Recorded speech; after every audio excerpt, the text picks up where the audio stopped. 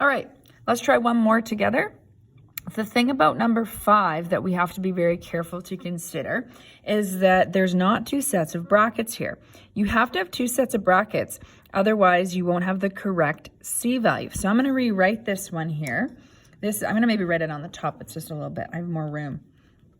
What I have to do is I have to factor out that 3. So I need 2 sets of brackets here. So x minus, when pi divided by 3 of pi over 3 plus 2. So everything looks the same except that now you recognize that your C value is factored out. So you actually have a shift right pi by 3.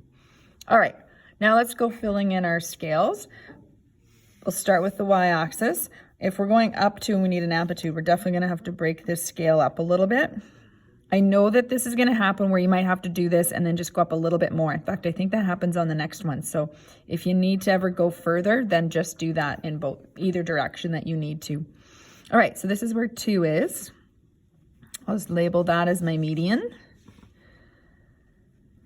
This is 4. It's a good time to maybe talk about domain and range. So far, the domain has just been XE reals, or if this was a theta symbol, theta is the element of all real numbers. If it gives you an interval or a domain, then that is the domain already. The range, if you're ever asked to find the range, as soon as I figure out my max and min, my range is 0 to 4. I don't even necessarily need to graph the whole thing. So if you're asked for range, just a quick question, you can figure it out that way. All right, let's look at the B value. The B value is 3 still. So the B value is 3. So we're going to take the period is 2 pi divided by 3. So the period is going to happen 2 pi over 3. All right, sorry, there's announcements that keep happening here again, which even though it's sort of class time, I'm sorry. Hopefully you can hear me over that, okay? So 2 pi by 3 is your period, and you're going to divide that by 4. So to divide by 4, you're timesing by a quarter. So you're going to get 2 pi over 12, which reduces to pi by 6. So they're pi by 6 apart. I know we saw that one earlier in one of our examples. So I'm going to count by pi by 6. 2 pi by 6 is pi by 3. 3 pi by 6 reduces to pi by 2. 4 pi by 6 is 2 pi by 3. 5 pi by 6. 6 pi by 6 is pi. And if you want to put one more, 7 pi by 6. You can always write it out somewhere else on scrap paper and then just write it reduced if you need to.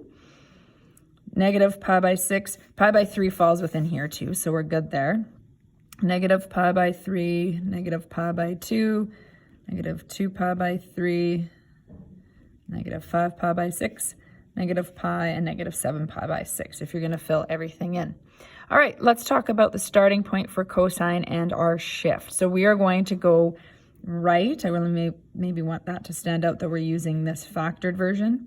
Right pi by 3. So I'm going to go to pi by 3 to the right. Cosine starts at a max. So this is my start point. Cosine starting in Canada.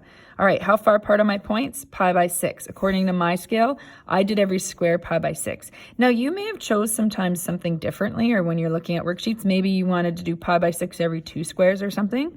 As long as you can fit in a full cycle, or 2 if it asks for 2, whatever it asks for, then that's fine.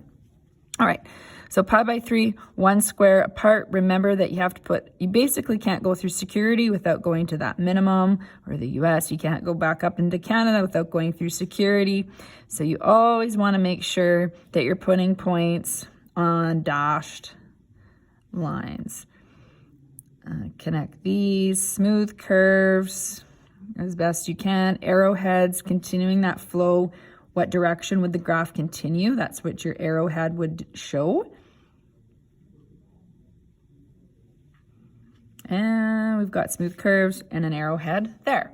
Now, before watching the next videos, I'd like you to try to sketch the next 3 questions in this booklet, or you can even just, if you want, sketch one, watch that video, sketch the other, whatever you're confident. But I definitely want you on the next 3 examples to try the question before watching the video or before looking at the completed answer. If you just want to look at the completed answer, you probably don't necessarily need to watch the video on how to do these. So you can sketch it out, look at the completed note booklet, And then if you get it all correct, then you probably can just skip those videos and move to the one that says one more. That one is some new things in it that you will want to make sure you watch the video for.